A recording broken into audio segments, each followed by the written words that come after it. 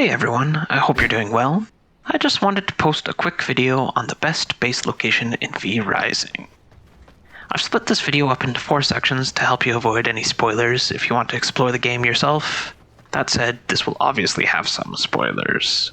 I've included timestamps below with the sections I've split this up into, and those include early game, mid game, late game, and then a section on some bonus tips to help you out in the late game. So the best location I've found in V Rising is right here. It's nice and central, and it kind of looks like a bat, which is a little bonus in my opinion. This area provides you with quick, easy access to most areas in Farbane Woods, specifically the copper mine, Forgotten Cemetery, and the logging camp. And it's a quick run from any location back to your base when you're carrying a whole bunch of materials. This base location is obviously the best for PVE, with teleportation restrictions. If you made it so you can teleport with all the items, you can pretty much choose anywhere on the map that you like, although this one still works because it is very nice and central. If you play PvP, this is not really your best option. I personally don't play PvP, so apart from choosing something with only one entrance and more secluded, kind of towards the edge of the map, I don't really have much suggestions for you. Now this base also works really well during the mid-game. You may have noticed some caves nearby. These are one-way transporters from the later sections in the game. And the nice thing with these caves is that you can take all your items through them, so there's no restrictions like with the way gates. The first one I'm going to show you is in the Dunley Farmlands. This cave is located right in the middle of this area, so you can see during the mid-game, it's super easy to get right back to your base from anywhere in the Farmlands. Going through this cave pops you out right here, which as you can see is super close, right back to your base.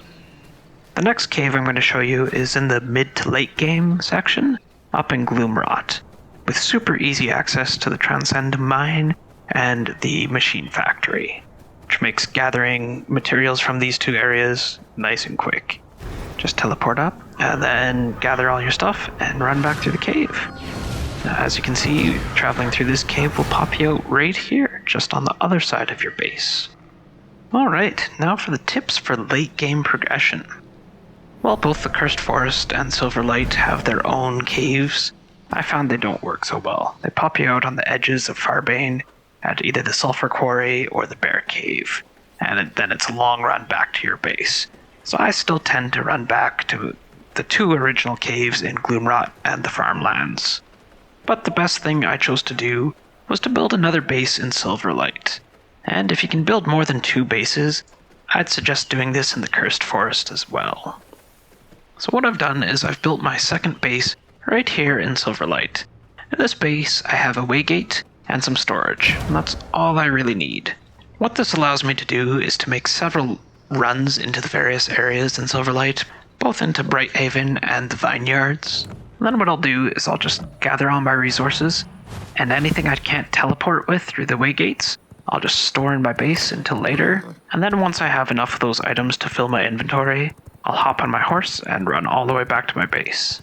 This really reduces the amount of time I spend running back and forth, just trying to gather some resources, and it makes it much easier and more pleasant.